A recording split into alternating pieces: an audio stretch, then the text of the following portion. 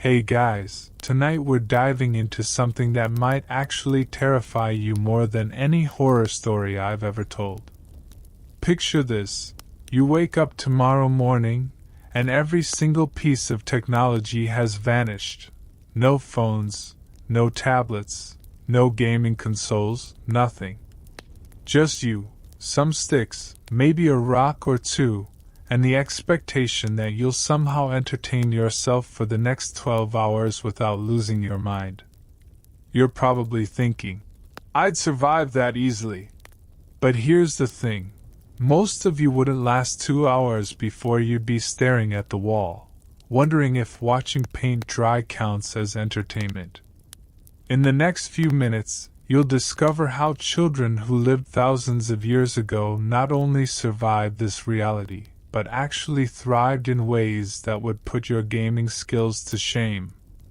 By the end of tonight's journey, you'll understand why ancient kids were tougher, more creative, and arguably had more fun than any generation that's come after them. Here's your first mind-bending fact. Ancient Egyptian children played with dolls that had movable limbs and real human hair attached. Basically the world's first action figures, except they were made from clay and linen scraps. But here's where it gets weird. These same kids also played a board game called Senet that was so important.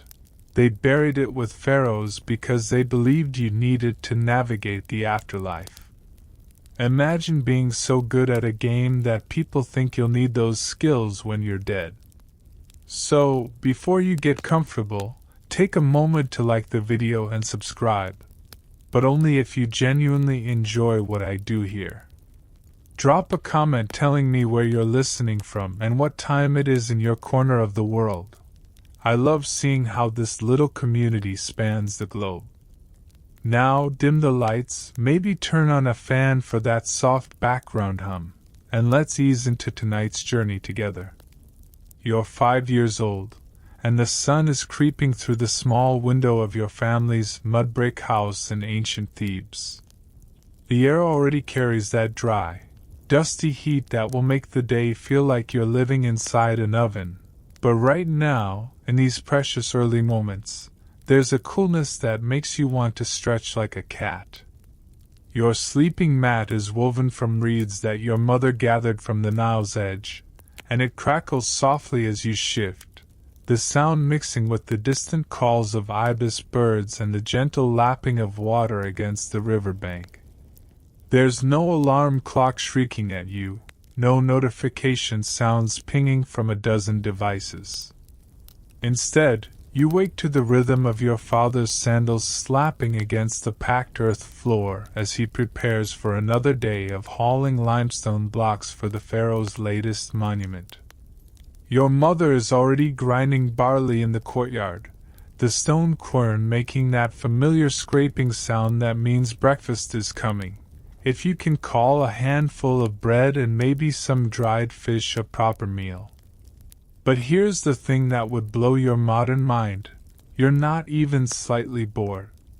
Your brain hasn't been rewired by constant stimulation, so the simple act of watching dust motes dance in the morning sunlight feels genuinely entertaining. You notice things. The way shadows shift across the wall, how the neighbor's cat stalks invisible prey, the distant sound of other children already starting their day.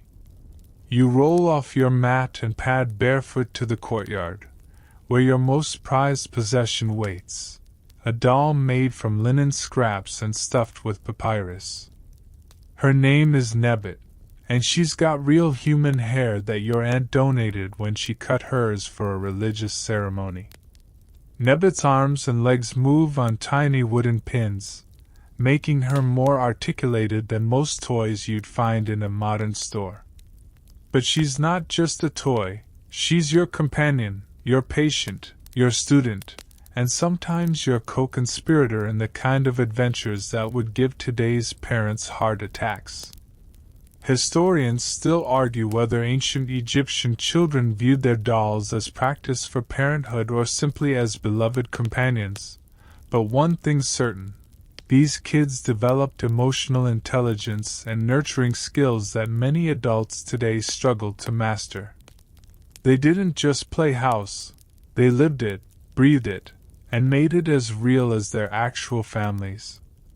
Your stomach rumbles, reminding you that breakfast is more than just fuel, it's a social event. You'll sit with your parents and siblings, sharing stories about dreams, planning the day's adventures, and listening to your father's tales from the construction site.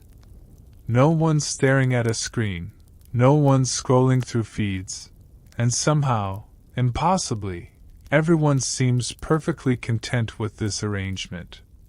The morning light is getting stronger now, and you can hear other children's voices calling from the narrow streets outside. Your real day is about to begin, and it's going to be filled with the kind of experiences that would either thrill or terrify a modern kid. You're about to discover that entertainment doesn't come from a device.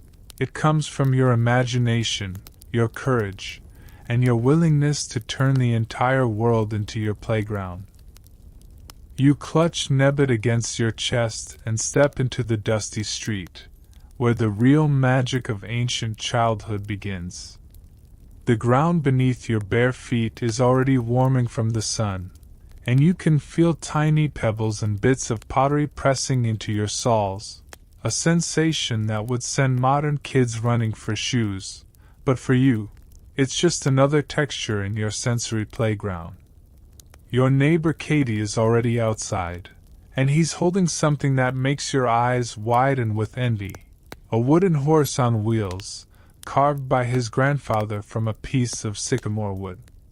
The wheels are simple clay discs, cracked and wobbly, but when Katie pulls it along by its papyrus string, it moves with the kind of satisfying rumble that would make any kid's heart race. You've been begging your father to make you one, but wood is precious, and your family's carpenter skills extend about as far as fixing a broken stool. But here's where ancient kids had a superpower that modern children have almost completely lost: the ability to see treasure in trash. That broken pottery shard by your feet. It's not garbage, it's the perfect wheel for the chariot you're about to build. Those dried reeds scattered near the neighbor's doorway? They're not debris, they're the framework for a dollhouse that will rival anything Nebbit has ever lived in. You scoop up the pottery shard and examine it with the intensity of a jeweler studying a diamond. It's roughly circular, about the size of your palm, with smooth edges worn down by countless feet walking over it. The clay is a warm terracotta color, and there's even a small hole near one edge where you could thread a string. In your mind, you're already seeing how it will roll, how you can attach it to a stick, maybe even how you could make 4 of them and create something that actually moves. Ancient children were master recyclers long before anyone invented the term. Archaeological digs have uncovered toys made from everything you can imagine: dolls crafted from old linen bandages, balls made from tightly wound papyrus strips, and miniature furniture carved from broken wooden tools. These kids didn't wait for adults to buy them entertainment. They created it from whatever the world left lying around. Katie notices your fascination with the pottery shard and grins. "Want to make something?" he asks, and suddenly you're both on a mission. You gather materials like you're preparing for an expedition: more pottery shards, some dried mud that's perfect for molding, a few sturdy reeds, and a handful of colorful pebbles that catch the morning light. The process of creation becomes its own entertainment. You and Katie squat in the shade of a date palm, your heads bent together as you work. There's no instruction manual, no YouTube tutorial, no adult hovering over you explaining the right way to do things. You experiment, you fail, you try again. When your first attempt at a wheel falls apart, You don't throw a tantrum. You study the pieces, figure out what went wrong, and start over with a better plan. Historians still argue whether this kind of creative problem-solving made ancient children more resilient than modern kids, but the evidence is pretty compelling. These children grew up expecting to solve their own problems, to entertain themselves, and to find joy in the process of making rather than just consuming. Your creation is taking shape now, a small cart with wobbly pottery shard wheels, held together with mud mortar and reed axles. It's not going to win any design awards, but when you give it a gentle push and watch it roll a few feet before toppling over, the satisfaction is pure and immediate. You've just experienced something that millions of modern children never will. The deep joy of creating something functional with your own hands from materials that cost absolutely nothing. But the real magic happens next. Other children start gathering around, drawn by the sight of your project. Suddenly, you're not just playing, you're teaching, learning, collaborating. Someone suggests using smoother stones for better wheels. Another kid offers a piece of string that could serve as a pulling cord. A girl named Inkesenamen shows up with a small clay pot that could serve as the cart's cargo hold. What started as individual play has become a community workshop, and nobody planned it, nobody organized it, nobody supervised it. It just happened, the way things do when children are free to follow their curiosity and creativity without constant adult intervention. The sun is climbing higher now, and your little cart is becoming more elaborate by the minute. You've discovered that certain combinations of materials work better than others, that teamwork makes everything more fun, and that the process of making something is often more entertaining than the finished product itself. Remember that crocodile dung sunscreen I mentioned? Well, you're about to need it, because your next adventure is going to take you straight into the blazing Egyptian sun, where ancient children turn the entire world into their personal sports arena. Your makeshift cart is forgotten the moment you hear the unmistakable sound echoing from the main street, the rhythmic thump-thump-thump of something being kicked against mud brick walls. It's a sound that makes every child in the neighborhood drop whatever they're doing and come running, because it means the older boys have started their daily game of episkiros. And today, maybe, just maybe, they'll let you join. You sprint toward the sound, your bare feet slapping against the packed earth, nebbit bouncing in your arms as you run. The narrow alley opens into a wider street, and there they are, a group of boys ranging from about 8 to 15 years old, gathered around what looks like a lumpy, off-white sphere that's seen better days. It's not a ball in any sense that modern kids would recognize.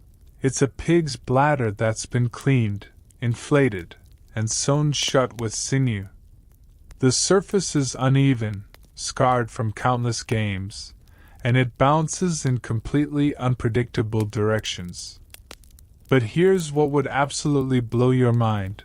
These ancient kids are playing what's essentially soccer, rugby, and dodgeball all rolled into one chaotic, beautiful mess. The rules seem to change every few minutes. There's no referee, no official field markings, and definitely no protective gear. Just pure, unfiltered competition that would make modern parents reach for their liability insurance. Demetrius, the oldest boy and unofficial leader of this street gang, notices you hovering at the edge of the action. He's got the kind of confidence that comes from being the fastest runner and the hardest kicker in the neighborhood, and his tunic is already soaked with sweat despite the early hour. "You want to play, little Egyptian?" he calls out, using the nickname that's stuck to you ever since your family moved here from Thebes. The pig bladder ball comes bouncing toward you, wobbling through the air like a drunk bird. In a modern playground, someone would probably stop the game to make sure you understood the rules. Maybe form teams carefully to ensure fairness. Definitely make sure everyone was wearing appropriate footwear. But this isn't a modern playground. This is ancient childhood, where you learn by doing, failing, and getting back up. You drop Nebbit carefully against the wall and step forward. The ball hits the ground near your feet with a wet slapping sound, and you give it an experimental kick. It flies off at a completely unexpected angle, bouncing off a donkey that's wandering through the street. The donkey gives you a look of profound annoyance, but the boys burst into laughter, not mocking laughter, but the kind of genuine amusement that says, "Welcome to the chaos." Ancient Roman children played a game called harpastum that was so intense, so physically demanding, that it was used to train gladiators. The rules were simple: 2 teams, 1 ball, and the goal was to get the ball past the other team's line by any means necessary. Wrestling was allowed, tackling was expected, and minor injuries were considered part of the fun. Modern helicopter parents would have collective heart attacks watching these games. What happens next is a masterclass in childhood adaptation. The boys don't slow down the game for you, they speed up their teaching. Demetrius shows you how to anticipate the ball's erratic bounces by watching the way it leaves the kicker's foot. Marcus, a stocky kid with permanently scraped knees, demonstrates the art of using your whole body to block opponents while staying technically within the loosely defined rules. Even little Gaius, who's only a year older than you, shares his secret for keeping your balance when bigger kids try to knock you over. The game flows like water around obstacles. When a merchant's cart needs to pass through your makeshift field, you simply move the action to a different part of the street. When someone's mother calls them for chores, the teams rebalance automatically. When the ball finally splits open from too much abuse, someone produces a backup, another pig bladder that's been soaking in a bucket of water to keep it pliable. Historians still argue whether these informal street games were more beneficial for child development than modern organized sports, but the evidence is pretty fascinating. Ancient children learned to negotiate rules on the fly, adapt to changing circumstances, and resolve conflicts without adult intervention. They developed what we now call emotional intelligence, leadership skills, and resilience, all while having the time of their lives. You're getting the hang of it now. The ball's unpredictable bounces are starting to make sense, and you're beginning to read the other players' movements. When Demetrius passes you the ball, actually passes it to you, not just in your general direction, you feel a surge of pride that's better than any participation trophy. But then something happens that would never occur in a modern, supervised playground. The ball takes a particularly wild bounce and sails over a low wall into someone's courtyard. In today's world, an adult would retrieve it, probably after a lengthy discussion about property rights and safety. But this is ancient Rome, and you're about to learn that sometimes the best games happen when you're technically trespassing. The boys exchange glances, and you can see the collective decision forming without a single word being spoken. This isn't just about getting the ball back. This is about adventure, about testing boundaries, about the kind of excitement that comes from doing something you're not quite sure you're allowed to do. Remember that dangerous hide-and-seek I mentioned? Well, you're about to get your first taste of it, because ancient children turn the entire city into their playground, regardless of who officially owned what. Demetrius scales the low wall with the fluid grace of someone who's done this 1,000 times before, and you follow without hesitation, your heart hammering with the kind of excitement that comes from crossing into forbidden territory. The courtyard on the other side is larger than you expected, with a small fountain in the center where water trickles from a carved lion's mouth into a basin lined with colorful tiles. The pig bladder ball sits innocently beside a potted olive tree, as if it belongs there. But this isn't just any courtyard. It's attached to one of the larger houses in the district, the kind with multiple rooms and actual glass windows instead of just openings covered with cloth. The owner is probably a successful merchant, or maybe even a minor government official, someone who definitely wouldn't appreciate a gang of street children trampling through his private space.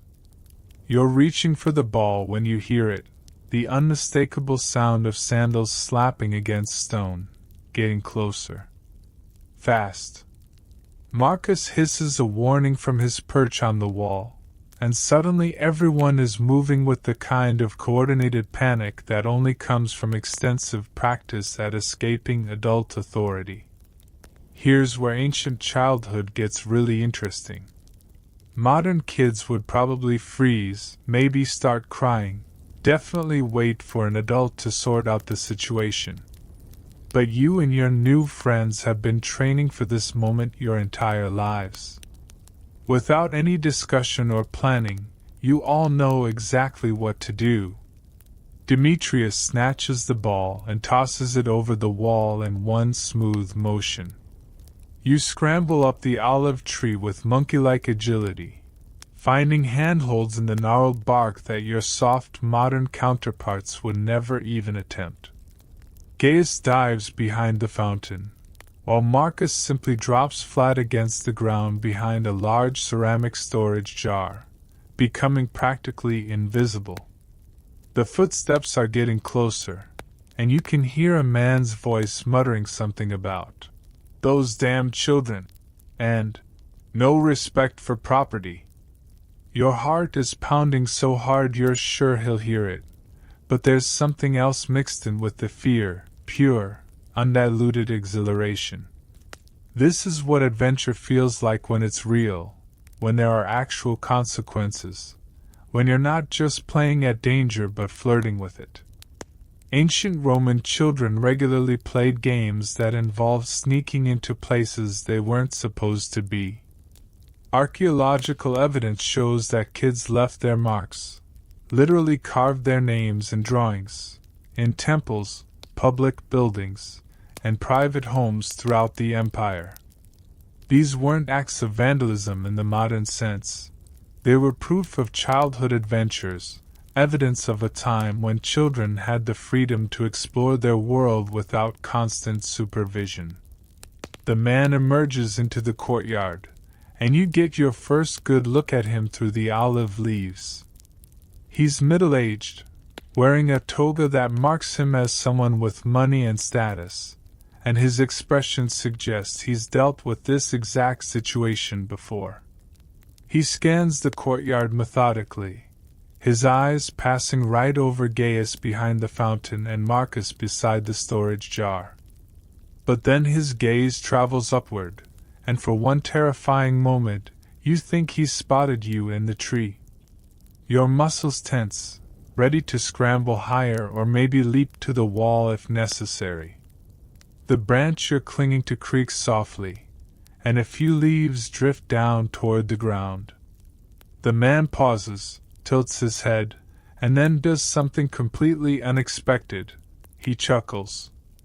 It's a low, amused sound that suggests he remembers being young himself, remembers the irresistible pull of adventure and mischief.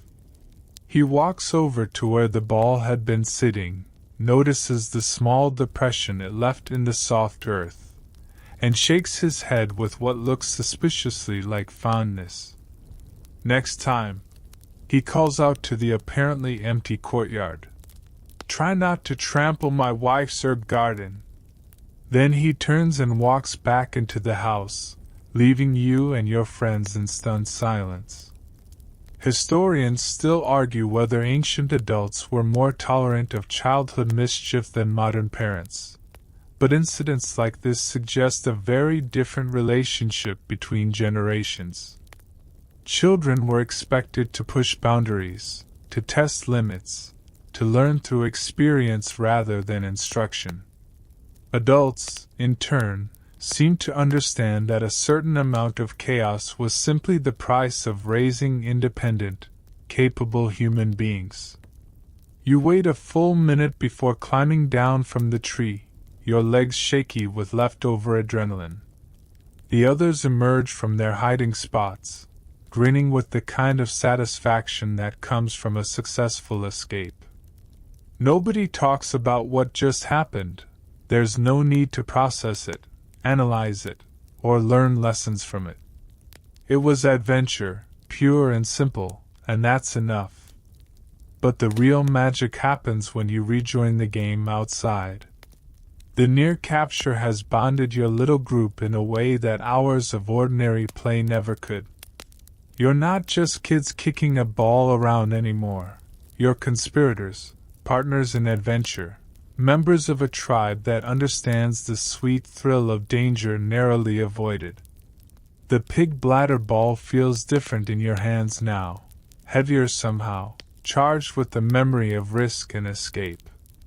When you kick it this time, it flies true and straight, and the older boys nod their approval. You've passed some kind of test, proven yourself worthy of inclusion in their world of calculated mischief and boundary-pushing games.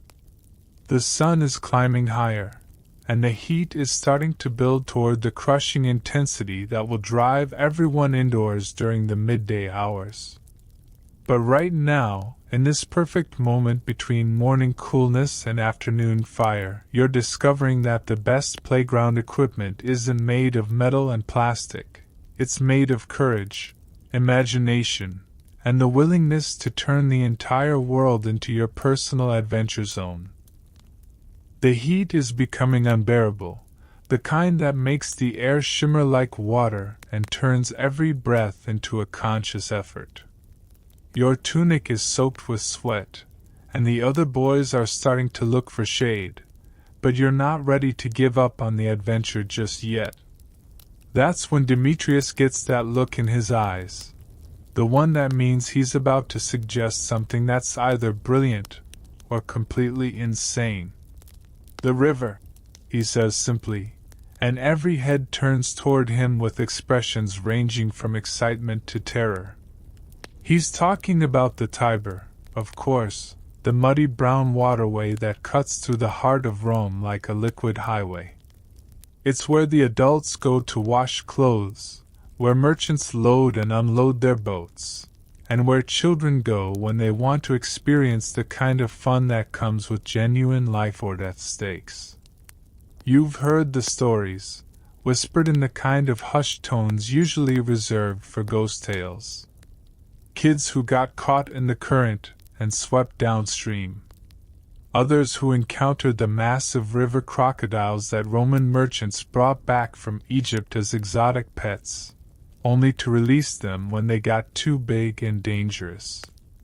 There are rumors of water spirits that grab children's ankles and drag them down to underwater kingdoms, though those stories usually come from the same people who claim they've seen unicorns in the Forum.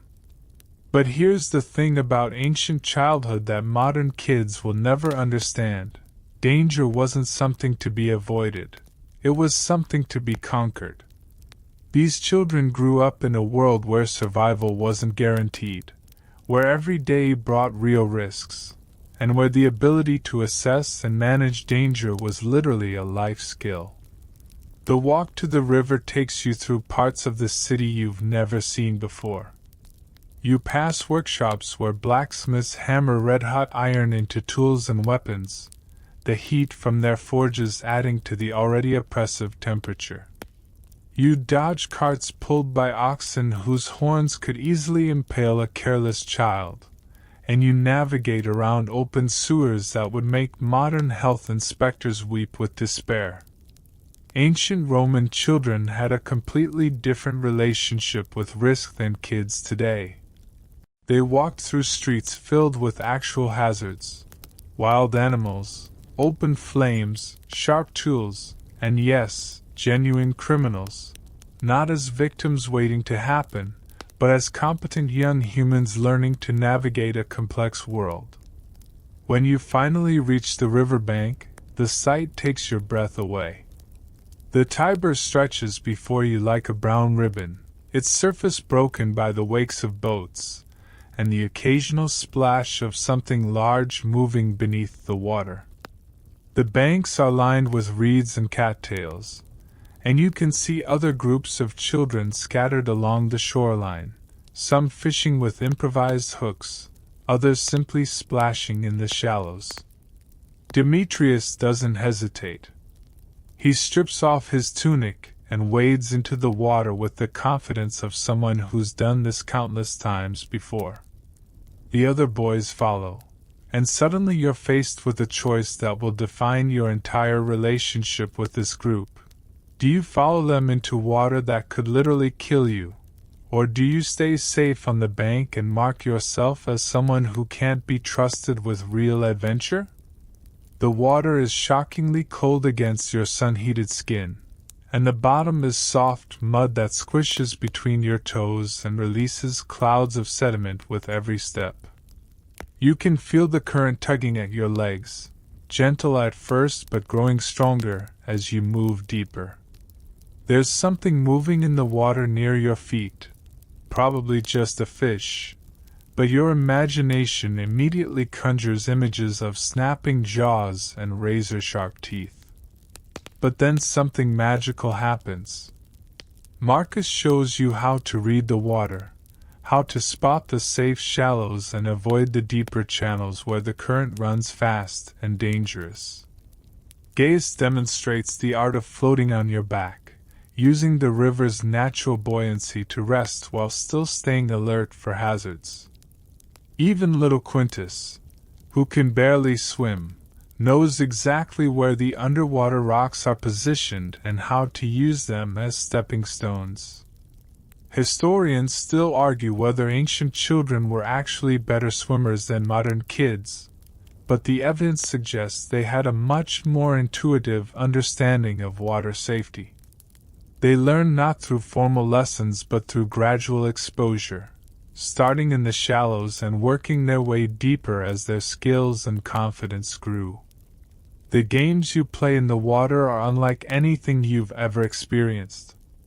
There's a version of tag where being it means you have to catch someone while fighting against the current.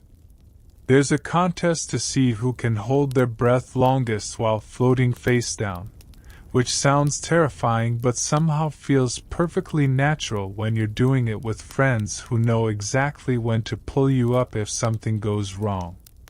And then there's the diving game, where older boys take turns jumping from a partially submerged log into deeper water, each one trying to make a bigger splash than the last. The log is slippery with algae and probably home to various creatures you'd rather not think about. But when your turn comes, you climb up without hesitation. Standing on that log, looking down at the dark water below, you experience something that no amount of modern safety equipment could ever provide: the pure, crystalline moment of choosing courage over fear.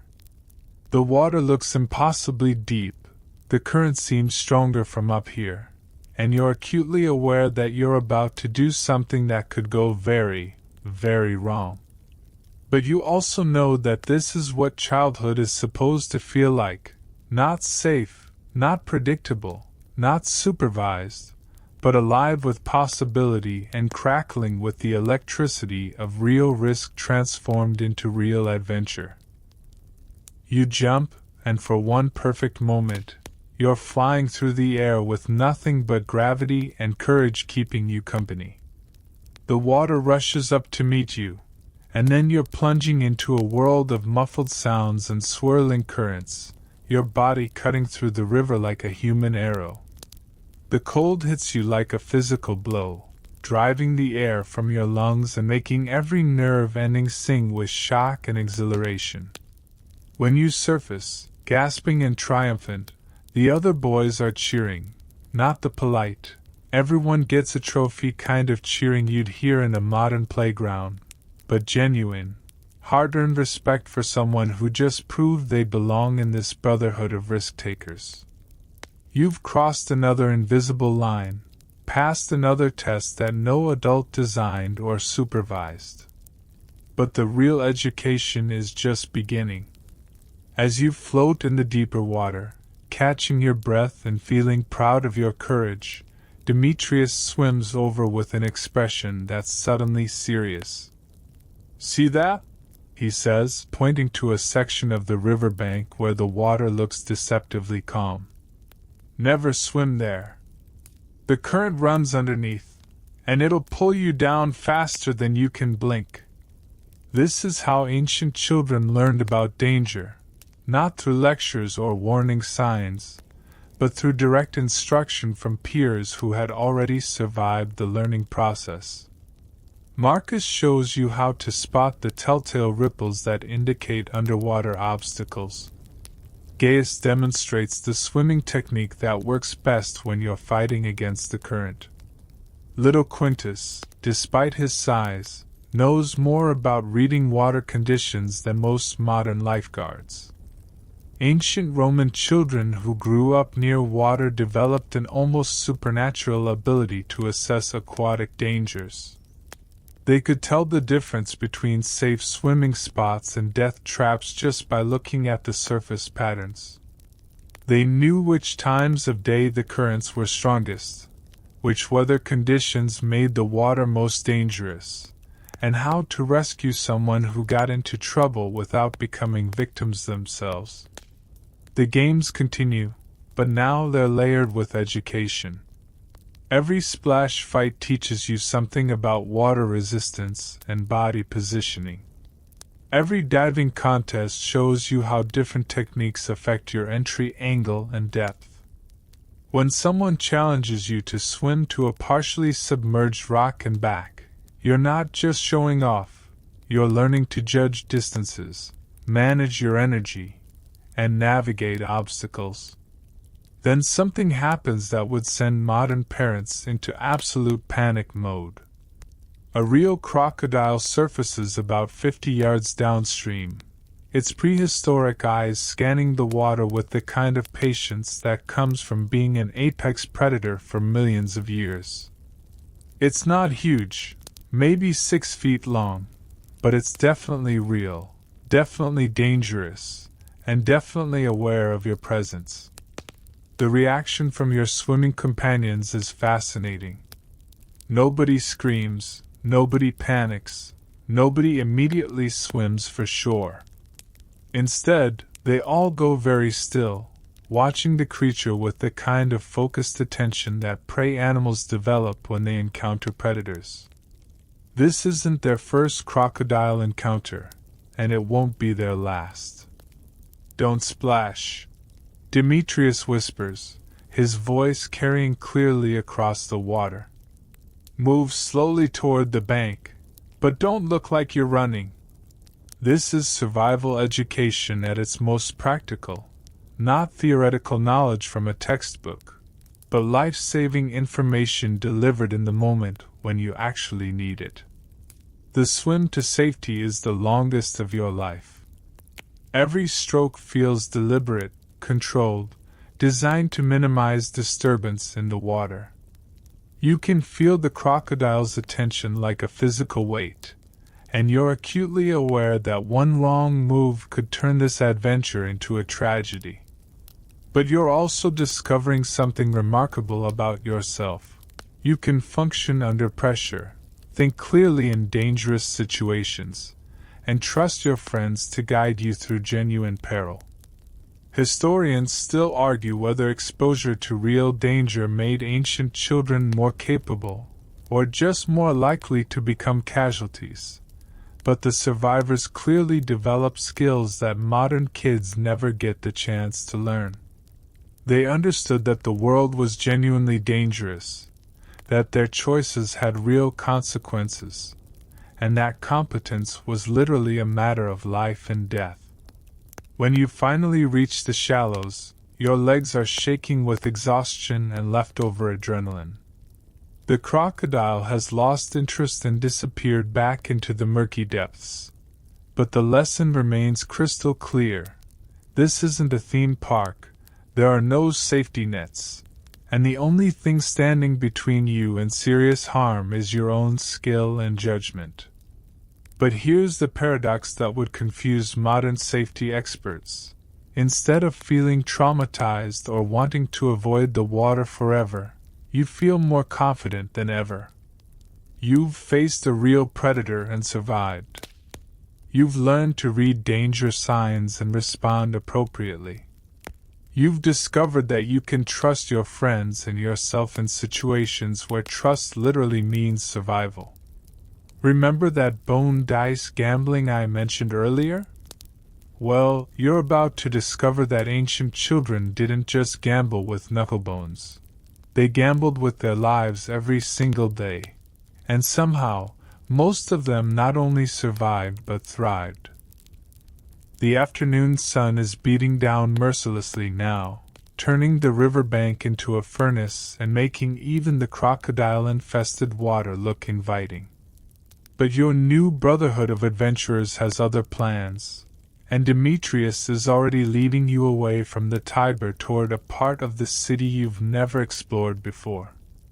Your tunic is still damp from the river, which feels like a blessing in this heat, but you can tell from the way the older boys are moving that something special is about to happen. You win through narrow alleys where the buildings lean so close together they almost touch, creating blessed pockets of shade that feel like cool caves. The air here smells different, spices and incense mixed with something else, something that makes your nose wrinkle. It's the scent of excitement, of secrets, of places where adults don't usually look too closely at what children are doing. That's when you hear it, the distinctive rattle-click rattle of knucklebones hitting stone, accompanied by the kind of intense whispered negotiations that only happen when something valuable is at stake. You round a corner and discover a scene that would make modern parents reach for their phones to call Child Protective Services. A group of children ranging from about 7 to 14 years old, crouched in a circle around a collection of small objects that gleam in the filtered sunlight. These aren't the sanitized, plastic dice you might find in a modern board game. These are actual knucklebones, astragali, to use the proper term, carved from the ankle bones of sheep and goats, each one unique in shape and weight. They're polished smooth from countless games, stained with age and handling, and they represent something that modern childhood has almost completely lost: the thrill of real stakes, genuine risk, and the possibility of walking away either richer or poorer than when you started. The girl who seems to be running this particular game is maybe 12 years old, with the kind of sharp intelligence in her eyes that suggests she's been calculating odds since before she could properly walk. Her name is Claudia, and she's got a reputation throughout this district as someone who can read dice like a priest reads omens. She looks up as your group approaches, and her expression shifts from wariness to interest when she recognizes Demetrius. "Fresh meat?" she asks, nodding toward you with a grin that's equal parts welcoming and predatory. The other children in the circle turn to look at you, and you realize you're about to undergo another initiation, another test of whether you belong in this world of genuine childhood adventure. Ancient Roman children didn't just play games, they lived them. Archaeological evidence shows that knucklebone games were so popular, so central to childhood culture, that wealthy families had sets made from precious materials like ivory and gold. But the real action happened in places like this, where children gathered with whatever bones they could scavenge, and where the stakes were whatever they could afford to lose. Claudia explains the rules with the kind of rapid-fire efficiency that suggests she's done this thousands of times before. Each knucklebone has 4 distinct sides, each with different point values. You throw all 4 bones at once, and your score depends on which sides land face up. Certain combinations are worth more than others, some cancel each other out, and there are special throws that can either make you rich or wipe you out completely. But here's where it gets interesting. This isn't just a game of chance. Experienced players know how to read the bones, how to throw them with just the right amount of force and spin to influence the outcome. It's part skill, part luck, and part psychology. Because half the game is reading your opponents, figuring out when they're bluffing, when they're confident, and when they're about to make a mistake that could cost them everything. You dig into your small leather pouch and pull out your stakes, 3 copper coins that your father gave you for helping with chores, a small clay bead that you've been saving because it's perfectly round and smooth, and a piece of colored glass that you found near the river. It's not much, but it's everything you own that has any value, and you're about to risk it all on a game you barely understand. The first throw is a disaster. Your knucklebones scatter across the stone's surface with no coordination whatsoever, landing in a combination that Claudia dismisses with a snort. "Vultures," she announces, which apparently means you've scored exactly 0 points and lost one of your copper coins. The other children nod knowingly, as if they've all been through this exact humiliation. But then something remarkable happens. Instead of mocking you or taking advantage of your inexperience, the other players start offering advice. Marcus shows you how to cup the bones in your palm to get a better feel for their weight.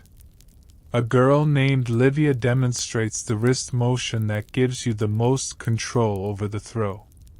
Even Claudia, who has the most to gain from your continued losses, offers a tip about reading the way the bones bounce off different surfaces. Historians still argue whether these gambling games taught ancient children valuable life skills or just encouraged destructive habits, but the evidence suggests something more complex. These games were schools for risk assessment, probability calculation, and emotional control under pressure. Children learned to manage resources, read human nature, and accept both victory and defeat with grace. Your second throw is better, not great, but respectable enough to keep you in the game. The bones land in a pattern called Venus, which earns you back your copper coin plus a small clay token from the pot. The feeling of winning, even this small victory, is intoxicating in a way that participation trophies could never match. The game continues as the afternoon heat builds toward its crushing peak. You win some, lose some, and gradually begin to understand the subtle rhythms of chance and skill that govern this ancient form of entertainment. More importantly, you're learning to function in a social environment where your decisions have real consequences, where your judgment matters, and where nobody is going to protect you from the results of your choices. The heat is becoming unbearable, and even the shaded alley feels like the inside of a bread oven. Your knucklebone gambling session has left you with mixed results. You've lost your glass bead but gained 2 clay tokens and learned more about probability than most modern kids will ever know. But Claudia is already packing up her bones, and the other children are starting to disperse toward their homes, seeking the cool darkness that will help them survive the brutal midday hours. That's when you hear the unmistakable sound that makes every child in ancient Rome perk up their ears. The bleating of goats mixed with the excited chatter of other kids. It's coming from the direction of the market district, and you know exactly what it means. Someone's livestock has gotten loose, and that means opportunity for the kind of adventure that modern children, with their sterile playgrounds and supervised activities, will never experience. You and your remaining companions, Demetrius, Marcus, and a new girl named Octavia who joined your group during the dice game, follow the sounds through the winding streets. The noise gets louder as you approach the forum, and when you finally round the corner, you're greeted by a scene of beautiful chaos that would give modern safety inspectors nightmares. A merchant's cart has overturned, spilling its cargo of live chickens, goats, and what appears to be a very angry pig across the cobblestones.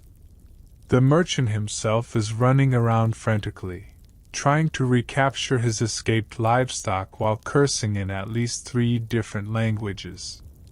Other adults are either helping or getting in the way, and scattered throughout this mayhem are dozens of children who have materialized from nowhere, drawn by the irresistible combination of chaos and opportunity. Here's something that would absolutely blow modern minds. Ancient children didn't just observe this kind of situation. They became part of it. These weren't someone else's animals to be avoided or reported to authorities. They were temporary playmates, living toys, partners in adventure who just happened to have 4 legs and questionable hygiene. You watch in amazement as a boy about your age approaches one of the escaped goats with the kind of confidence that suggests he's done this before. The goat, a brown and white creature with intelligent eyes and impressive horns, regards him with what looks like amused tolerance. The boy reaches out slowly, speaks to the animal in a low, soothing voice, and within moments, he's got his arms around the goat's neck in what can only be described as a hug. But this isn't just random animal interaction. It's the beginning of an impromptu game that combines elements of tag, hide and seek, and what modern kids would recognize as parkour. The boy leads the goat through the crowd, weaving between market stalls and jumping over obstacles, while other children join in, some trying to catch the goat, others simply running alongside for the pure joy of movement. Ancient Roman children grew up in constant contact with animals in ways that modern urban kids can barely imagine. Livestock wasn't kept in distant farms. It lived in the city, in courtyards and small pens, as part of daily life. Children learned to read animal behavior, to communicate with creatures that couldn't speak their language, and to find entertainment in relationships that were based on mutual respect rather than ownership. Octavia grabs your hand and pulls you into the action. "Come on," she says. "Let's see if we can get that pig to follow us." The pig in question is a substantial creature, probably weighing more than you do, with small, intelligent eyes and a snout that's currently investigating a spilled basket of grain. It looks up as you approach, and you swear you can see calculation in its expression. What happens next is a masterclass in interspecies negotiation. Octavia produces a small piece of bread from her pouch. Apparently, experienced animal wranglers always come prepared, and offers it to the pig. The pig considers this offering, takes a delicate bite, and then does something that makes your heart skip. It starts following you. Not chasing, not running away, but actually following, as if you've just recruited a new member for your adventure squad. The pig trots along behind you with surprising grace, its hooves clicking against the cobblestones in a rhythm that somehow matches your walking pace. Other children notice and start gathering around, creating an impromptu parade that winds through the market district. The merchant, meanwhile, has managed to recapture most of his other animals and is watching this procession with an expression that cycles between exasperation and amusement. He calls out something in Latin that you don't quite catch, but his tone suggests he's not entirely displeased with the situation. After all, his pig is safe, being well cared for by children who clearly know what they're doing. Historians still argue whether this kind of unsupervised interaction between children and animals was beneficial or dangerous. But the evidence suggests that ancient kids developed a sophisticated understanding of animal psychology that served them well throughout their lives. They learned to read nonverbal communication, to establish trust with creatures very different from themselves, and to find joy in relationships that weren't based on human language or social conventions. Your pig parade attracts more followers as you move through the streets. A few chickens that escaped the initial roundup join the procession, pecking at crumbs and generally adding to the festive atmosphere. A stray dog appears from nowhere and falls into step beside the pig, as if this kind of interspecies gathering happens every day. And maybe it does. Maybe this is what childhood looked like before adults decided that every interaction needed to be supervised. Every risk needed to be eliminated. Every moment of potential danger needed to be replaced with something safe and predictable. Maybe this is what it means to live in a world where children are trusted to navigate complexity, to form relationships across species lines, and to find entertainment in the simple joy of movement and companionship. The pig stops suddenly, sits down in the middle of the street, and looks up at you with an expression that clearly says, "This has been fun, but I'm done now." You can't help but laugh, not at the pig, but with it, in recognition of a shared moment of perfect understanding between two very different creatures who somehow managed to communicate without words. The pig's sudden sit-down strike marks the end of your impromptu animal parade. But as the sun begins its descent toward the horizon, painting the Roman sky in shades of gold and crimson, you realize the day's adventures are far from over. The heat is finally starting to break, and with it comes the magic hour when ancient children gathered for their most treasured activity, one that modern kids, with their screens and streaming services, have almost completely forgotten. You can hear it starting already, the low murmur of voices drifting from the direction of the large courtyard behind the Temple of Jupiter.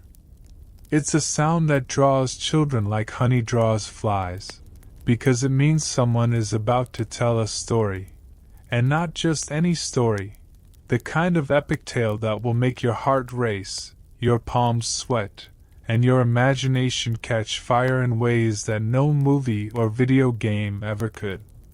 Demetrius nudges you with his elbow, grinning with the kind of anticipation that suggests he knows exactly what's coming. "Old Marcus is back from Gaul," he whispers, and the other children's eyes light up with excitement. Old Marcus, not to be confused with your friend Marcus, is a retired legionnaire who's seen more of the world than most people can imagine, and when he tells stories, reality and legend blend together into something that's more powerful than either could be alone. You follow the growing crowd of children toward the courtyard, where someone has already started a small fire in a bronze brazier. The flames dance and flicker, casting moving shadows on the walls and creating the perfect atmosphere for the kind of storytelling that has been captivating human beings since the dawn of civilization. This isn't entertainment, it's cultural transmission, education, and pure magic all rolled into one experience. Old Marcus is already there, sitting on a low stone bench with his weathered hands folded in his lap. He's got the kind of face that tells stories even when he's not speaking, scars from battles, lines from years of squinting into foreign suns, and eyes that have seen things most people only dream about. When he looks at the gathering children, his expression softens into something that might be fondness, or maybe just recognition of himself at their age. Ancient Roman children didn't just listen to stories, they lived them. These weren't sanitized fairy tales designed to teach moral lessons or help kids fall asleep. They were epic adventures filled with real danger, genuine heroism, and the kind of violence that modern parents would consider completely inappropriate for young ears. But these children were being prepared for a world where violence was real, where heroism mattered, and where the line between legend and reality was often thinner than anyone wanted to admit. "Gather close," old Marcus says, his voice carrying the authority of someone who's commanded troops in battle. "Tonight I'll tell you about the time I fought alongside a Celtic warrior woman who could kill 3 men with a single swing of her sword." The children press closer to the fire, their faces illuminated by the dancing flames, their eyes wide with anticipation. What follows is a masterpiece of oral storytelling that would put modern entertainment to shame. Old Marcus doesn't just tell the story, he becomes it.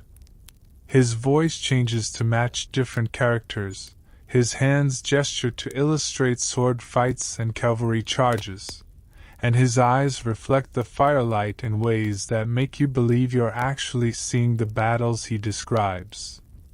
But here's what makes this different from any modern story experience. You're not just a passive consumer. The other children gasp at the right moments, ask questions that shape the narrative, and sometimes even contribute details from their own knowledge or imagination. This is interactive storytelling at its finest, where the audience becomes part of the creative process. The warrior woman in Marcus's tale is named Boudica, though he calls her by a different name, one that sounds more like thunder than speech. She's described as tall as a tree, with hair like fire and a voice that could make mountains tremble. When she fights, the very ground shakes beneath her feet, and her enemies flee before her like leaves before a storm. You find yourself leaning forward, completely absorbed in the tale. In your mind, you can see Boudica's chariot racing across the battlefield, her horses breathing fire, her spear finding its mark with supernatural accuracy. The story is so vivid, so immediate, that you forget you're sitting in a Roman courtyard and start to believe you're actually there, witnessing these impossible events. Historians still argue whether these oral traditions were primarily entertainment or education, but the evidence suggests they served both purposes brilliantly. Children learned about geography, history, and cultural values while being thoroughly entertained. They developed listening skills, imagination, and the ability to visualize complex scenarios without external aids. Old Marcus's story takes unexpected turns. Boudica isn't just a warrior, she's a mother protecting her children, a leader inspiring her people, and a woman navigating a world that doesn't always value female strength. The tale becomes more complex as it unfolds, touching on themes of loyalty, sacrifice, and the price of freedom that resonate with the children's own experiences of growing up in a world where choices have real consequences. The fire burns lower as the story reaches its climax. Boudica faces her final battle, outnumbered and outgunned, but refusing to surrender. The children are completely silent now, hanging on every word, their faces reflecting the firelight and their own intense concentration. This is what storytelling looked like before screens, before special effects, before the passive consumption of prepackaged entertainment. When old Marcus finally reaches the end of his tale, the silence stretches for a long moment. Then, slowly, The children begin to stir, to whisper among themselves, to process what they've just experienced. But the magic isn't over. It's just beginning, because now it's their turn to take these stories and make them their own. Remember that dangerous hide-and-seek I mentioned? Well, you're about to discover that ancient children didn't just play games. They reenacted the legends they heard, turning every courtyard and alley into a stage for epic adventures. The moment old Marcus finishes his tale, something electric passes through the group of children. You can see it in their eyes, that spark of inspiration that transforms passive listeners into active participants. Within seconds, the courtyard erupts into animated discussions about who gets to play which character, where the battle will take place, and what household objects can be transformed into legendary weapons. Octavia immediately claims the role of Boudica, and nobody argues with her. She's got the kind of fierce intelligence that makes the casting feel inevitable. Plus, she's already scanning the courtyard for materials to construct her warrior costume. Demetrius volunteers to be the Roman general, a choice that would seem like betrayal in a modern playground but makes perfect sense in a world where children understand that every good story needs compelling antagonists. You find yourself assigned the role of Boudica's trusted lieutenant, which means you'll be fighting alongside the legendary warrior queen in what promises to be the most epic game of pretend you've ever experienced. But this isn't the kind of gentle make-believe that modern parents encourage. This is full-contact historical reenactment with real stakes, genuine physical challenges, and the possibility of actual injury. The transformation begins immediately. Octavia tears strips from her tunic to create arm bindings that look surprisingly authentic. Someone produces a length of rope that becomes a warrior's belt. Another child contributes a wooden practice sword that's been carved with intricate patterns and worn smooth by countless hands.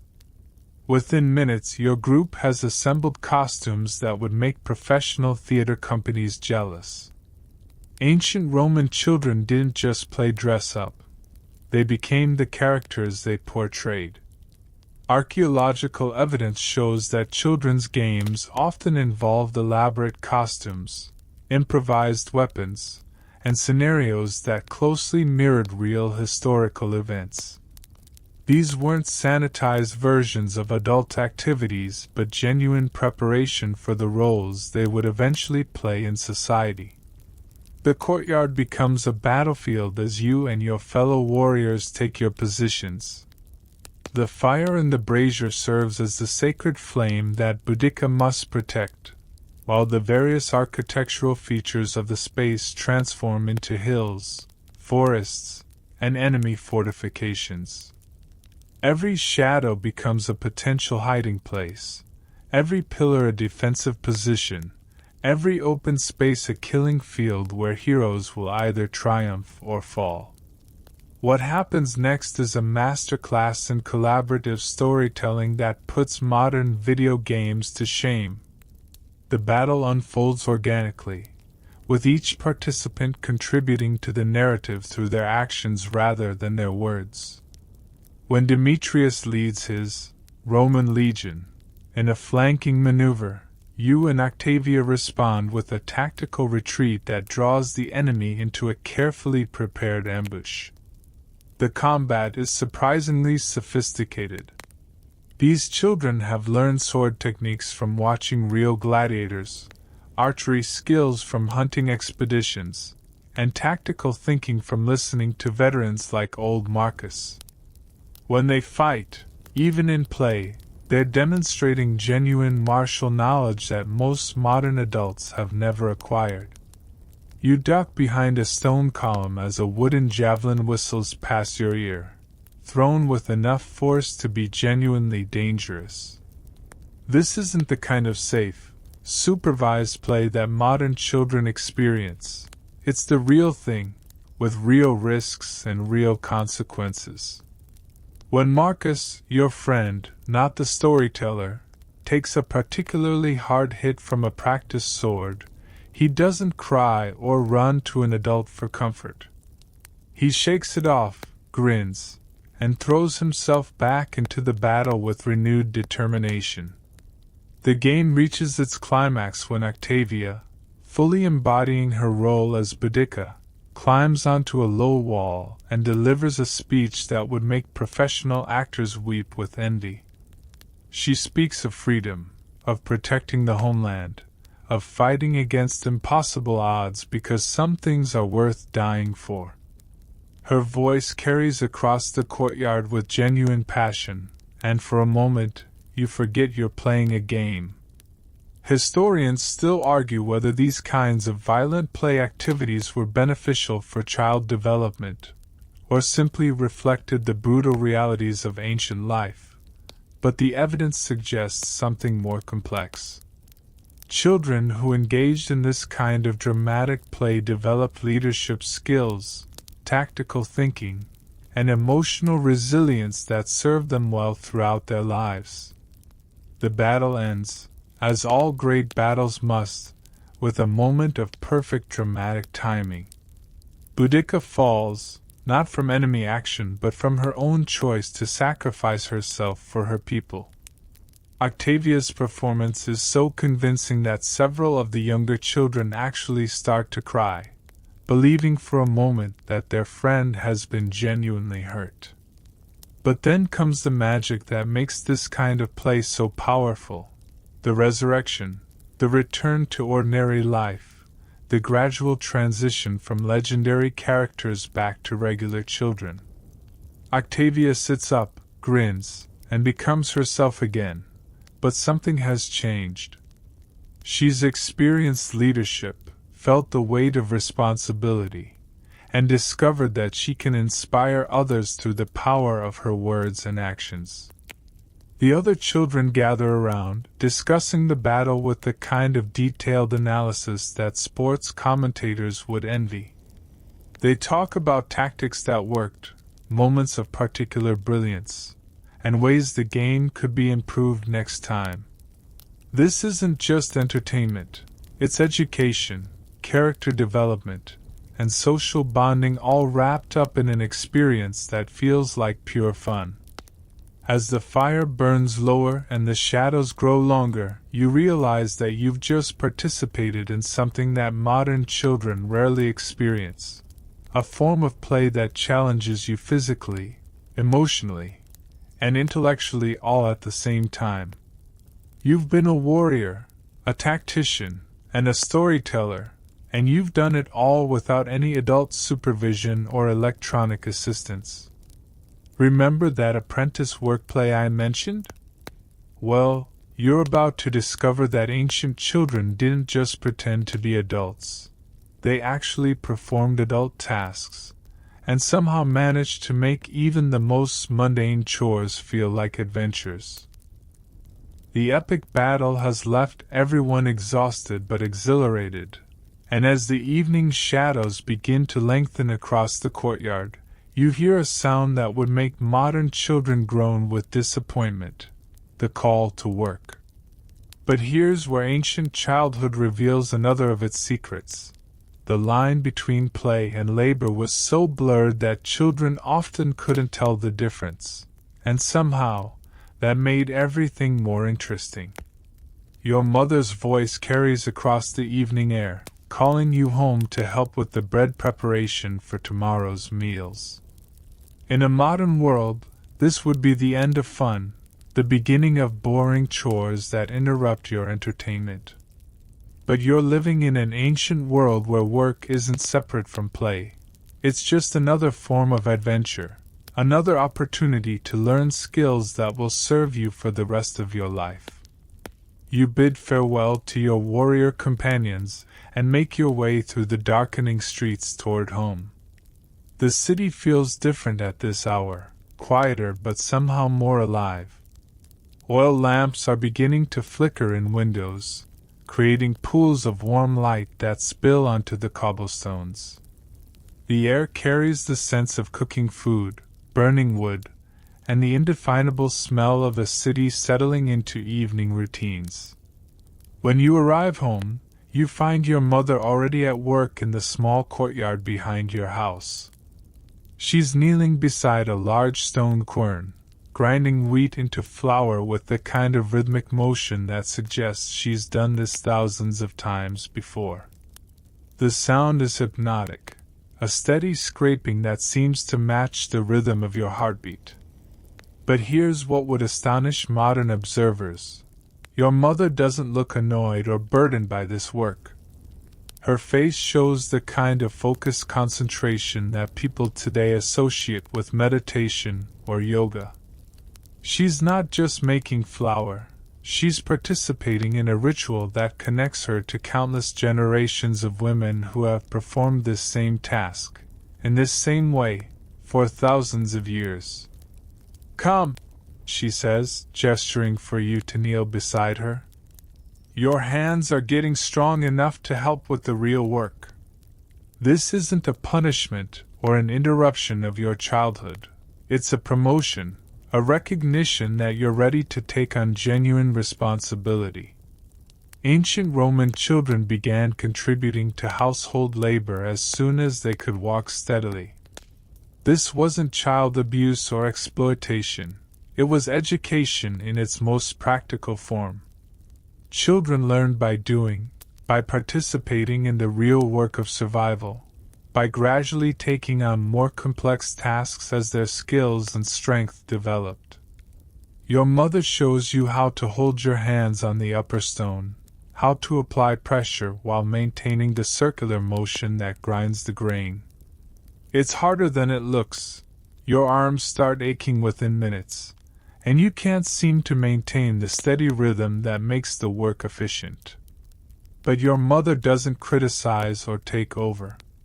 She simply adjusts your grip, demonstrates the proper technique again, and lets you continue learning through trial and error.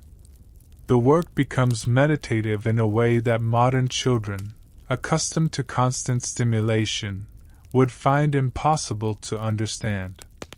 The repetitive motion, the gradual transformation of grain into flour, the satisfaction of creating something essential with your own hands. It's deeply satisfying in a way that no video game or entertainment app could ever match. Other children from the neighborhood begin arriving as word spreads that bread making is beginning. This isn't unusual. Ancient families often shared labor-intensive tasks, turning work into social events that strengthened community bonds. Soon your small courtyard is filled with children and adults, all participating in the various stages of bread preparation. Marcus appears with his younger sister, both carrying baskets of grain from their family's storage. Octavia arrives with her mother, who brings a special herb mixture that will flavor tonight's bread. Even little Gaius shows up, though he's more interested in playing with the leftover grain than actually helping with the work. What develops is something that modern efficiency experts would probably consider chaotic, but that ancient communities understood perfectly. A work party that's also a social gathering, an educational experience, and a form of entertainment all rolled into one. The adults share gossip and news while they work, the older children teach skills to the younger ones, and everyone contributes according to their abilities. You find yourself assigned to fire tending duty, which sounds simple but turns out to be surprisingly complex. The bread oven needs to reach exactly the right temperature, hot enough to bake the loaves properly, but not so hot that it burns them. You learn to read the color of the flames, to judge the heat by holding your hand near the opening, and to adjust the fuel to maintain consistent temperature.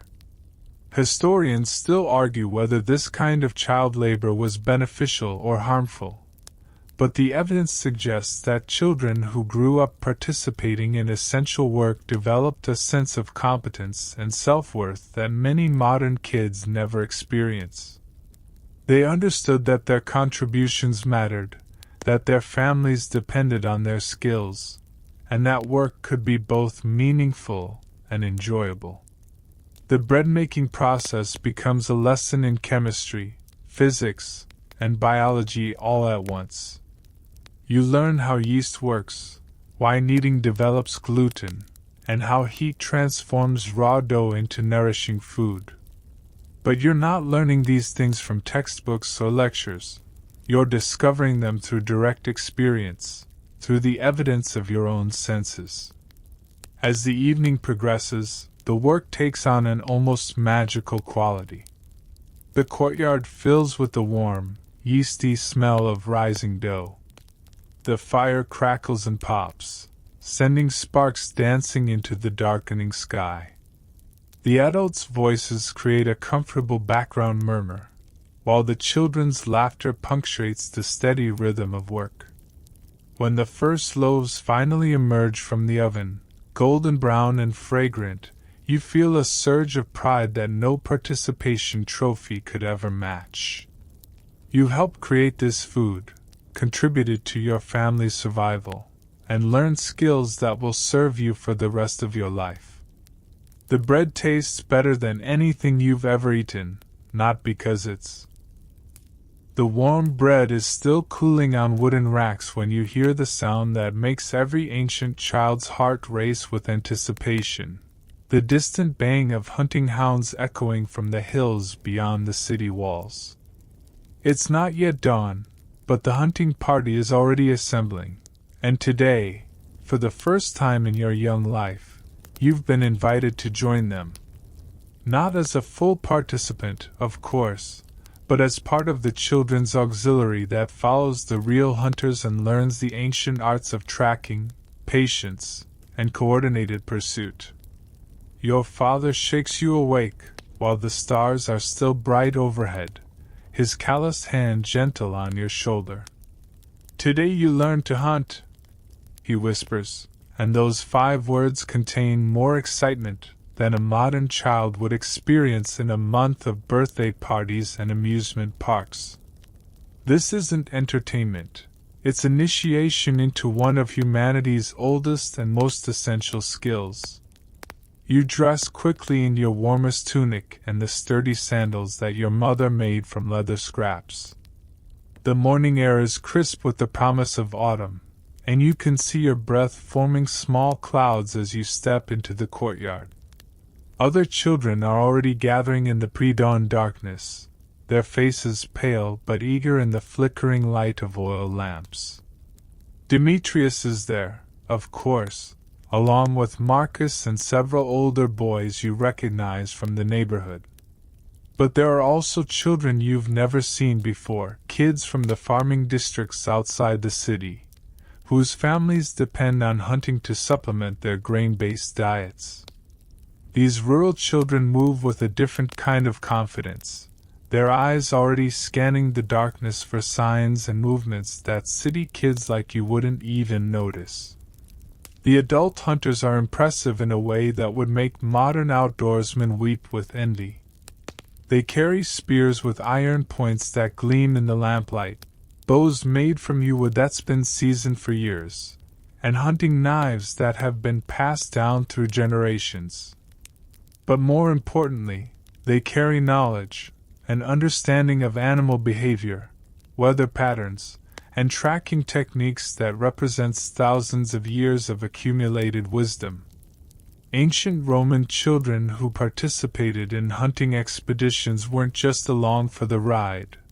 They were apprentices learning skills that could mean the difference between survival and starvation. These weren't recreational activities but essential education in reading the natural world, working as part of a team, and understanding the complex relationship between humans and the animals they depended on for food. The hunting party moves through the city gates just as the eastern sky begins to show the faintest hint of gray. You're part of a group of about 30 people, ranging in age from experienced hunters in their 40s to children as young as 6 or 7. The older children carry small spears and slings, while the youngest ones like you are armed with nothing more dangerous than sharp eyes and eager hearts. The countryside beyond the city walls is a revelation. You've spent your entire life surrounded by buildings, streets, and the constant noise of urban life.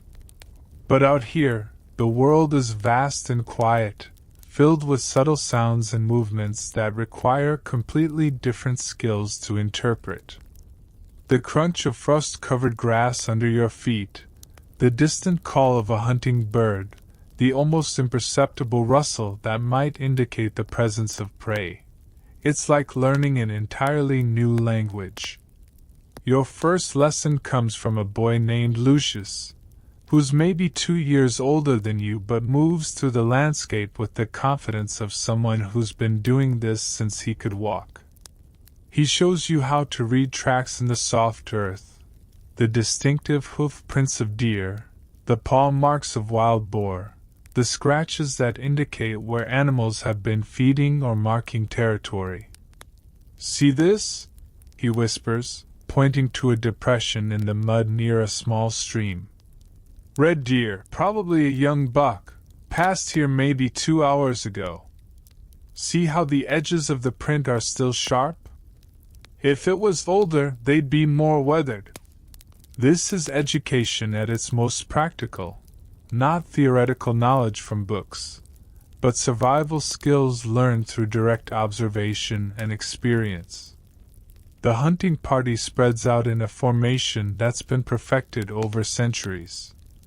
The experienced hunters take positions that will allow them to intercept prey, while the children and dogs form a loose line that will drive animals toward the waiting spears and arrows. Your job is simple in concept but challenging in execution. Move quietly through the underbrush, watch for signs of game, and help maintain the formation that will make the hunt successful. What happens next is a master class in teamwork that would put modern corporate training exercises to shame. Without any verbal communication, the entire group moves as a single organism, each person responding to subtle signals and environmental cues. When someone spots fresh tracks, the information spreads to the group through gestures and positioning rather than words that might alert potential prey. Historians still argue whether these hunting expeditions were primarily about food procurement or social bonding, but the evidence suggests they served both purposes brilliantly. Children learn not just hunting skills but also cooperation, leadership, and the kind of environmental awareness that modern urban dwellers have almost completely lost. The first game you encounter is a family of rabbits feeding in a small clearing. The adult hunters signal for absolute stillness, and suddenly 30 people become as motionless as statues.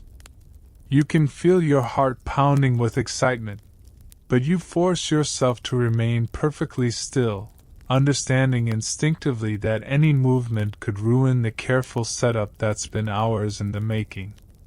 The hunt unfolds with lightning speed. The rabbits, sensing danger but unable to pinpoint its source, begin moving toward what they think is safety, directly into the path of the waiting hunters. Spears fly with deadly accuracy, and within seconds, the morning's first success is achieved. But what impresses you most isn't the killing, it's the immediate transformation of the hunters from predators back to teachers, showing the younger children how to properly field dress the game, how to preserve the meat, and how to use every part of the animal for food, tools, or clothing. Remember that weather game adaptations I mentioned? Well, you're about to discover that ancient children didn't just adapt their games to the seasons, they adapted their entire lives, and somehow found ways to make even the harshest weather feel like an adventure. The hunting expedition has filled your belly with fresh rabbit stew and your head with new knowledge about tracking and teamwork. But as you return to the city, you notice something that makes your breath catch in your throat. the first snowflakes of winter are beginning to fall. In a modern world, this would mean retreating indoors, turning up the heat, and waiting for spring. But you're living in ancient times, where winter isn't an enemy to be avoided, it's a playground to be conquered. The snowflakes are fat and lazy, drifting down from a gray sky that promises much more to come. By the time you reach the city gates, a thin white coating is already transforming the familiar streets into something magical and strange. The cobblestones become slippery, the rooftops turn into white caps, and every surface takes on a pristine beauty that makes the whole world look like it's been reborn. Your first instinct is to catch snowflakes on your tongue, and you're delighted to discover that other children are doing exactly the same thing. But this isn't just random play. It's the beginning of a seasonal transformation that will turn the next few months into an entirely different kind of childhood experience. Ancient children didn't hibernate during winter. They adapted, evolved, and found ways to make the cold season just as adventurous as any other time of year. Demetrius appears at your side, his face flushed with excitement and cold. "The hill behind the temple," he says, and you know exactly what he means. It's the steepest slope in the immediate area, and when it's covered with snow, it becomes the most dangerous and therefore most appealing sledding run that any child could imagine. But ancient children didn't have modern sleds with safety features and ergonomic design. They had to create their own winter transportation from whatever materials they could scavenge, and the results were often more terrifying than anything you'd find in a modern playground. Broken pottery shards became makeshift skates for sliding across frozen puddles. Wooden shields, borrowed from the local garrison, became sleds that could achieve genuinely dangerous speeds. Even large pieces of tree bark could be transformed into winter vehicles with a little creativity and a lot of courage. The walk to the sledding hill becomes an adventure in itself as the snow continues to fall. The familiar streets of Rome are transforming before your eyes, becoming a winter wonderland that's both beautiful and treacherous. You have to watch your footing on the increasingly slippery cobblestones, and you can see adults struggling with carts and animals that aren't designed for these conditions. Ancient Roman children developed a completely different relationship with weather than modern kids. They couldn't retreat to climate-controlled environments when conditions became challenging. They had to adapt, improvise, and find ways to thrive regardless of what nature threw at them. This created a resilience and resourcefulness that most contemporary children never have the opportunity to develop. When you finally reach the hill, you're amazed to discover that word has already spread throughout the city. Dozens of children have materialized from nowhere, all carrying improvised sleds and wearing expressions of barely contained excitement.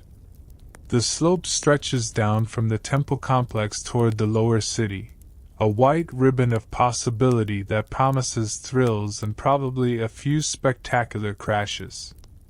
Marcus has somehow acquired what appears to be a genuine military shield, probably borrowed from an older brother or sympathetic soldier. The bronze surface is polished to a mirror shine, and when he places it on the snow, it slides with the kind of effortless grace that makes everyone else jealous. But he's generous with his treasure, offering rides to smaller children and sharing the techniques he's discovered for steering and stopping. Your own sled is considerably more modest, a large piece of curved pottery that you found near a broken amphora.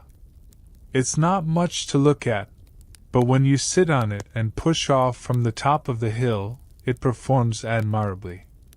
The ride down is a blur of speed, snow, and pure exhilaration that makes your heart race and your lungs burn with cold air and laughter.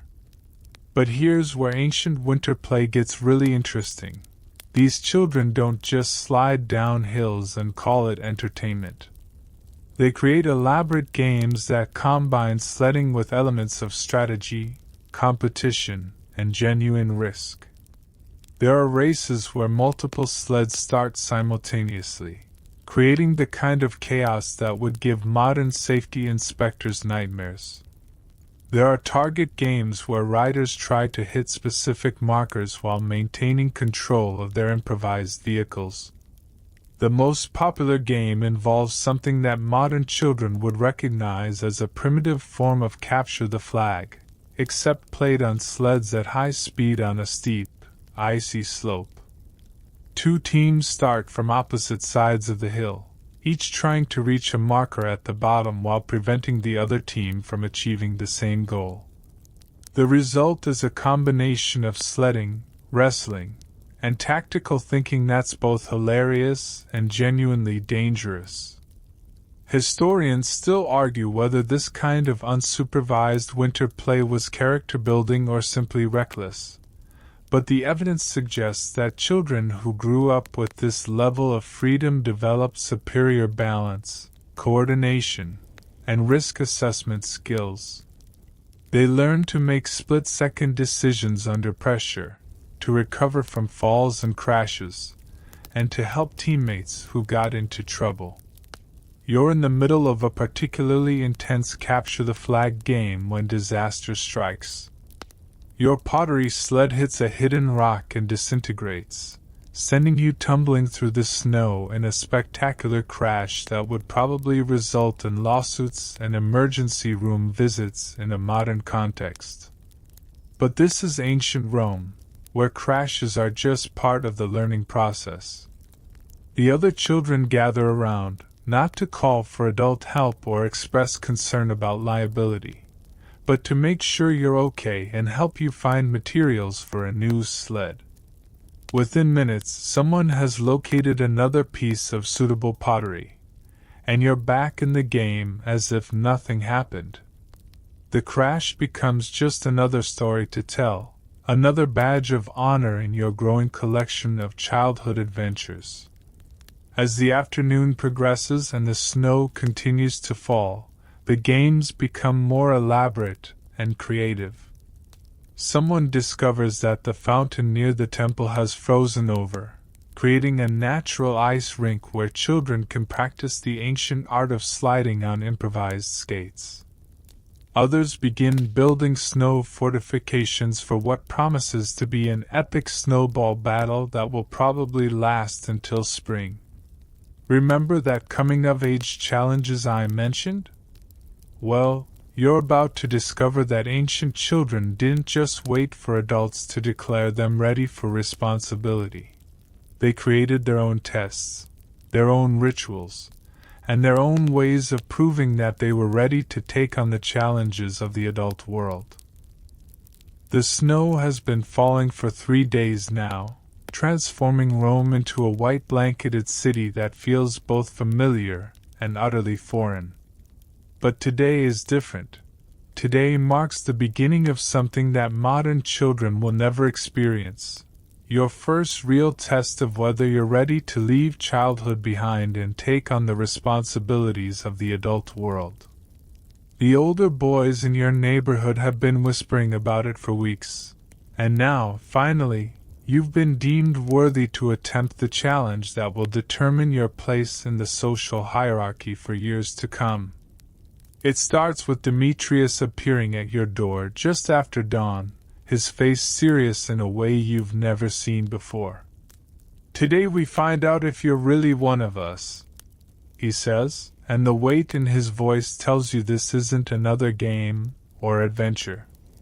This is something more significant, more permanent, more dangerous than anything you've experienced so far.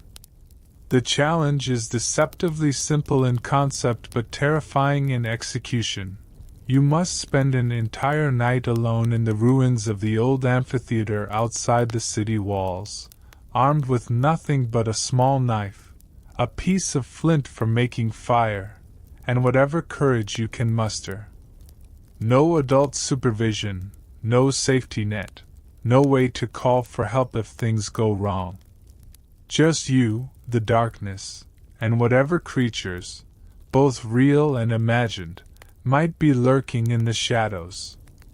Ancient Roman children didn't have formal coming-of-age ceremonies like some cultures, but they created their own informal tests that served the same purpose. These challenges weren't sanctioned by adults. In fact, most parents would have been horrified if they knew what their children were doing. But the children understood instinctively that they needed to prove themselves, to demonstrate that they were ready to take on adult responsibilities and face adult dangers. The walk to the amphitheater takes you through parts of the countryside you've never seen before. The snow crunches under your feet with each step, and your breath forms clouds in the frigid air. Demetrius and the other older boys who are escorting you maintain a solemn silence that makes the journey feel like a funeral procession. This isn't entertainment, it's ritual, tradition, and genuine testing all rolled into one experience. The amphitheater itself is a ruin from an earlier era, its stone seats cracked and overgrown with vines, its arena floor covered with debris and small trees that have taken root in the accumulated soil. During the day, it's merely an interesting archaeological site. But as evening approaches and shadows begin to lengthen, it transforms into something altogether more sinister, a place where imagination and reality blur together in ways that can drive even brave children to the edge of panic. Your escorts leave you at the entrance with handshakes and words of encouragement that feel more like farewells. Remember, Marcus says, the fire is your friend, but don't let it get too big or you'll attract things you don't want to meet. This cryptic advice joins a dozen other warnings and tips that the older boys have shared, creating a mental checklist of survival strategies that you hope you'll remember when fear starts clouding your judgment. The first few hours aren't too bad. You manage to get a small fire started using the flint and some dry wood you've gathered from the arena floor. The flames provide both warmth and light, creating a small circle of safety in the growing darkness. You eat the bread and dried meat that your mother packed for you, trying to make the meal last as long as possible to postpone the moment when you'll have nothing to do but sit and wait for dawn. But as true darkness falls and the temperature drops even further, the amphitheater begins to reveal its more unsettling characteristics. Every sound becomes amplified and distorted by the stone architecture. The crack of settling masonry sounds like footsteps. The wind through the ruins creates voices that seem to whisper your name, and the occasional animal cry echoes in ways that make it impossible to determine direction or distance. Ancient children who underwent these self-imposed trials learned lessons that no classroom could ever teach. They discovered their own capacity for courage under pressure, their ability to function when genuinely afraid, and their resourcefulness when stripped of all external support. These experiences created a kind of confidence that came from knowing they had faced real danger and survived through their own skills and determination. The worst part isn't the cold or the darkness, it's the waiting. Hours stretch like days when you're alone with nothing but your own thoughts and the growing certainty that something is watching you from the shadows beyond your fire's reach. You catch glimpses of movement that might be animals, might be tricks of light and shadow, or might be something else entirely. Your imagination, fed by years of stories about ghosts, monsters, and supernatural creatures, begins to populate the darkness with every terror you've ever heard described.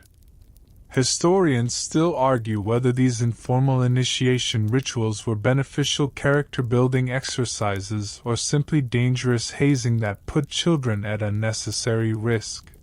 But the evidence suggests they served important psychological functions. Children who successfully completed these challenges gain not just peer respect but genuine self-confidence based on proven ability to handle extreme situations. Around midnight, when your fire has burned low and you're struggling to stay awake, you hear something that makes your blood freeze. The unmistakable sound of footsteps on stone, coming from somewhere in the upper tiers of the amphitheater. They're too heavy to be made by a small animal, too regular to be random settling, and too deliberate to be anything accidental. Your first instinct is to run, but you know that fleeing would mean failing the test and facing the shame of being labeled a coward by your peers. Instead, you force yourself to remain calm, to add wood to your fire, and to grip your small knife with hands that are shaking from more than just cold. This is the moment when childhood truly ends, when you choose to face danger rather than flee from it, when you accept responsibility for your own survival rather than depending on adults to protect you.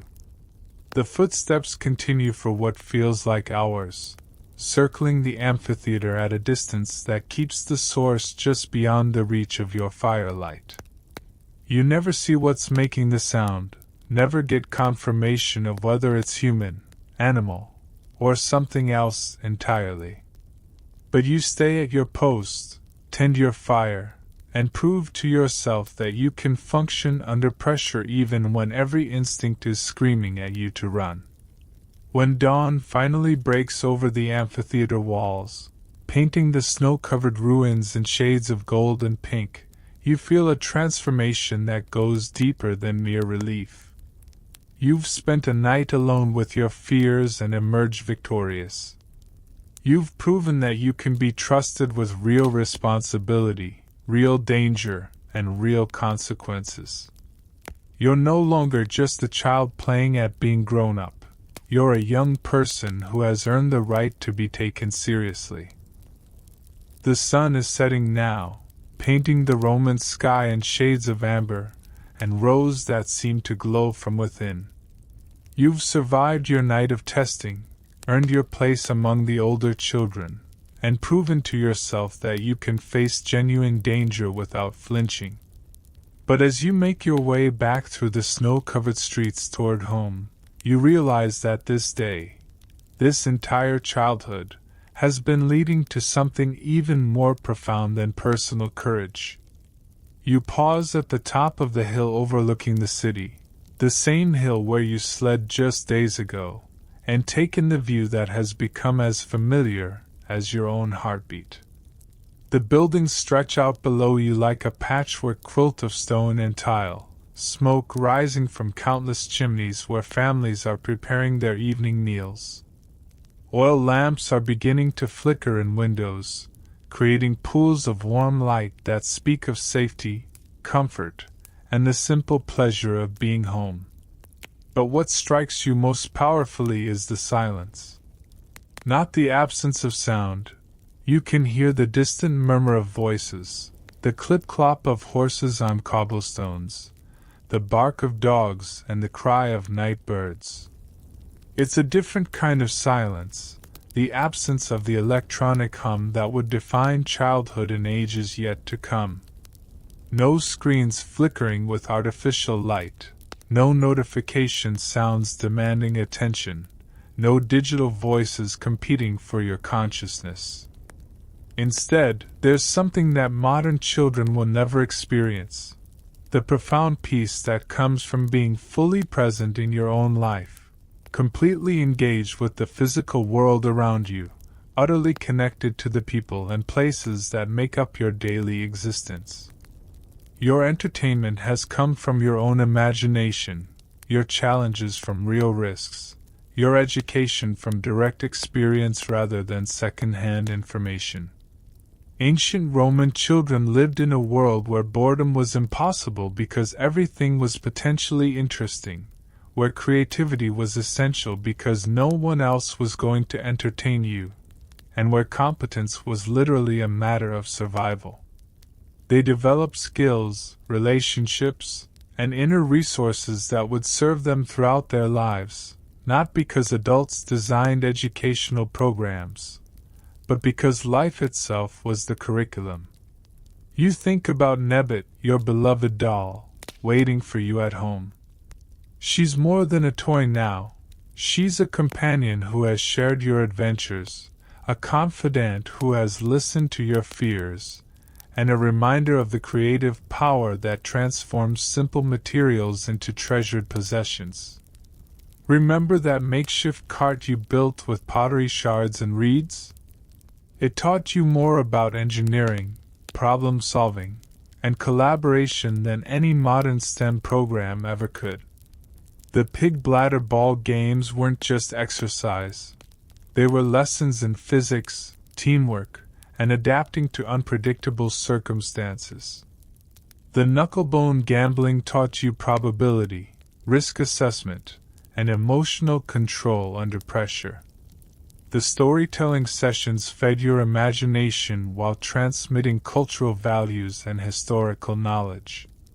Even the bread-making and hunting expeditions were education disguised as participation in real life.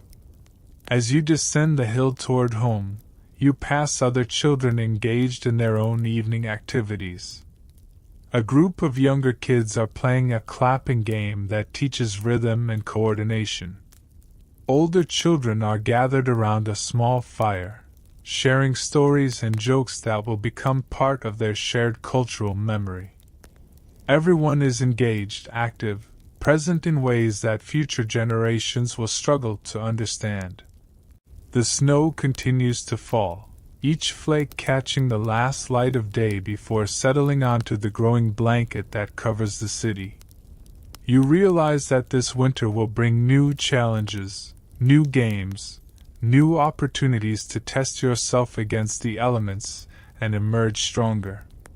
Spring will bring different adventures. Perhaps you'll be old enough to join the real hunting expeditions, or to travel with trading caravans to distant cities, or to begin learning a craft that will define your adult life. Historians still argue whether ancient childhood was superior to modern childhood, but perhaps that's the wrong question. Perhaps the real issue is what we've gained and what we've lost in the transition from a world where children were expected to be competent, creative, and courageous to one where they're protected, entertained, and supervised at every turn. You reach your family's door just as full darkness settles over the city. The warmth that greets you as you step inside isn't just physical, it's the warmth of belonging, of having earned your place through your own efforts, of being valued for your contributions rather than simply being loved for existing. Your parents don't ask if you had fun today, because fun isn't the point. They ask if you learned something, if you helped someone, if you proved yourself worthy of the trust they've placed in you. The evening meal is simple but satisfying: bread that you helped make, vegetables from the family garden, and a small portion of the rabbit from yesterday's hunt. The conversation flows around the table, adults and children sharing stories, plans, and observations about the day's events. No one is staring at a screen, no one is distracted by electronic devices, and somehow, impossibly, everyone seems perfectly content with this arrangement. As you prepare for sleep, wrapping yourself in wool blankets that smell of home and safety, you reflect on the day's adventures. You've been a warrior, a hunter, a craftsperson, and a survivor. You've faced real dangers, solved real problems, and contributed to your family's welfare in meaningful ways.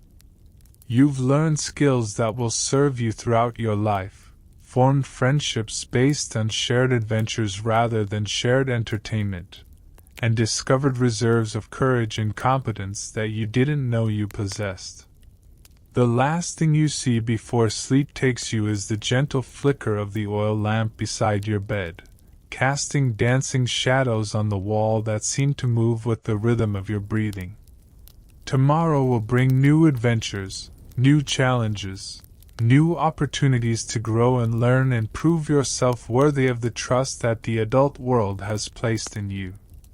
But tonight you rest in the profound satisfaction that comes from a childhood lived fully, completely, authentically, a childhood where every day was an adventure, every challenge was an opportunity, and every moment was fully, completely, utterly alive. And so, as the oil lamp burns lower and the shadows grow longer, you drift towards sleep with the deep contentment that comes from a day well lived, a childhood well earned, and a life fully engaged with the world around you. The snow continues to fall outside your window, each flake a tiny miracle of crystalline perfection, settling onto a world that exists without screens, without notifications, without the constant electronic hum that will one day define human existence. Your breathing slows, matching the gentle rhythm of the winter wind against the shutters. In your dreams, you'll revisit the day's adventures, the thrill of the river games, the satisfaction of creating something with your own hands, the pride of facing danger and emerging victorious. These aren't just memories. They're the building blocks of character, the foundation stones of a life that will be lived with courage, creativity, and competence. The ancient world sleeps around you, a world where children were trusted to navigate complexity, expected to contribute meaningfully to their communities, and encouraged to find joy in the simple miracle of being alive and aware in a universe full of wonder. It's a world that modern children will never know, but perhaps, in the quiet moments before sleep, they can imagine what it might have felt like to live so fully, so completely, so authentically human. Sleep now, knowing that somewhere in the vast tapestry of human experience, there once existed a childhood so rich, so challenging, so utterly alive that it makes our modern world seem pale by comparison. Dream of pottery shard wheels and pig bladder balls, of crocodiles in the river and stories by firelight, of bread made by your own hands and courage tested in the darkness. Dream of a time when being a child meant being fully, completely, wonderfully human. Sweet dreams, and may your own adventures, whatever form they take, be filled with the same spirit of discovery, courage, and joy that defined childhood in the ancient world.